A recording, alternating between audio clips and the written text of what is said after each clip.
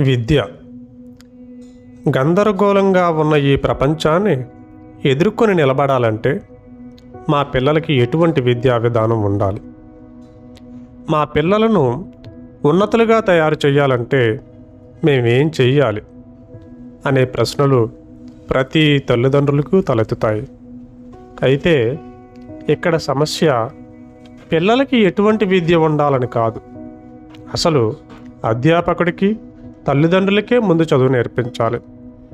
దయచేసి ఈ విషయాన్ని హాస్యంగా తీసుకోకండి. నేను చెప్పేది జాగ్రత్తగా వినండి.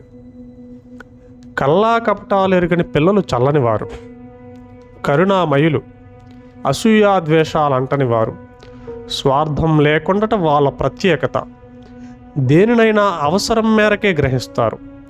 ఉన్నది ఉన్నట్లుగా మాట్లాడడం వాళ్ళ నైజం, తత్వం కాదు. కుతూహలం వాళ్ళ విద్య, వాళ్ళ మనస్తత్వం ఆకర్షణీయం, వాళ్ళ అంతరంగం కడిగిన ముత్యం.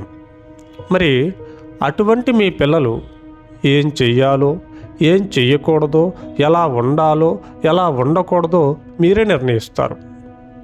మీరు పెట్టుకున్న ఆశయాలను వారి ద్వారా సాధించాలని వారిపై వాటిని రుద్దుతారు. మీ స్నేహితుల పిల్లలను చూస్తారు, వారిలాగే మీ పిల్లలు ఉండాలని ఆశించి మీరు అనుకునే ఒక విధమైన క్రమశిక్షణను, కట్టుబడి ఉండడాన్ని, బలవంతంగా వారి మనస్సును ఒకే విషయంపై నిలపడాన్ని వారికి నేర్పుతారు.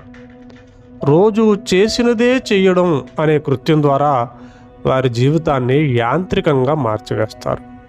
కనుకనే పిల్లల చదువులకు విసుగు చెందుతున్నారు. విద్య అంటే అర్థం ఏమిటి?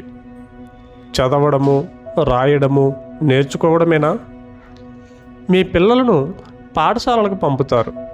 వారి వారి జీవనోపాధికి అవసరమైన ఒక విద్యా కౌశలాన్ని నేర్చుకుంటారు. ఇక ఆ తరువాత వారిని సమాజం పైకి వదులుతారు. వారు కేవలం జానడు పొట్ట కొరకై ఉద్యోగం చేయటానికి సంసిద్ధులవుతారు. ఈ విధంగా వారు వారి జీవితాలను వారి పనులకు ముడివేసుకుంటున్నారు. సరైన శిక్షణ ఇవ్వకుండా ఒక సైనికుని యుద్ధానికి పంపడం ఎంత ప్రమాదమో, అలాగే సక్రమమైన క్రమశిక్షణ లేని ఒక మనసు తెచ్చే ప్రమాదం అంతకన్నా ఎక్కువ. అయితే దీనికి పరిష్కారం ఏమిటి? మనిషికి బాహ్యంగా మాత్రమే విద్య నేర్పించి అంతర్కేంద్రాన్ని వదిలేస్తే ఎలా? అనగా మనం సాంకేతికంగా ఎంతో ఎదిగాం, కానీ మానసికంగా ఆదిమ స్థితిలో సంఘర్షణలతో, నమ్మకాలతో, దేవుళ్ళతో, భేదాభిప్రాయాలతో ఉండిపోయాం. కనుక మీ పిల్లల చదువులు వారిని రోడ్లపై నించోబెట్టకూడదనుకుంటే వారికి స్వేచ్ఛ ఇవ్వండి. అనగా పిల్లలను ఇష్టానుసారంగా వదిలివేయమని కాదు. స్వేచ్ఛగా ఉండడం అంటే ఏమిటో మీరు అర్థం చేసుకున్నారు. కావున మీ పిల్లలు సంపూర్ణమైన స్వేచ్ఛలో ఎదగడానికి మీరు తోడ్పడగలరా? ఎందుకంటే స్వేచ్ఛలో మాత్రమే సృజనాత్మకంగా ఆలోచించగలం. అయితే లోపల స్వేచ్ఛతో ఉండడానికి చాలా గొప్ప శ్రద్ధ, వివేకం అవసరం. కానీ దాని ప్రాముఖ్యతను ఎవ్వరూ గ్రహించరు. మన అక్కరంతా బాహ్యాన్ని గురించే తప్ప.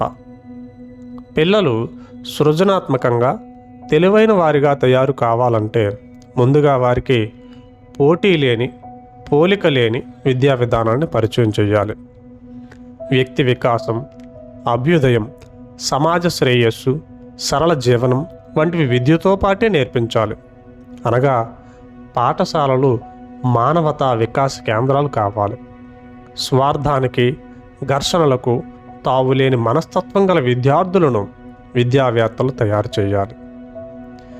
నిజానికి నేర్చుకోవడం వేరు, జ్ఞానం పొందడం వేరు. నేర్చుకోవడం అంటే తెలివి లేక వివేకం. జ్ఞానం పొందడం అంటే విషయ సేకరణ. జ్ఞానం సమస్యలను తీర్చలేదు అని గ్రహించడమే తెలివి. కనుక గుర్తుంచుకోండి, ఏం ఆలోచించాలో కాక ఎలా ఆలోచించాలో నేర్పడమే నిజమైన విద్య.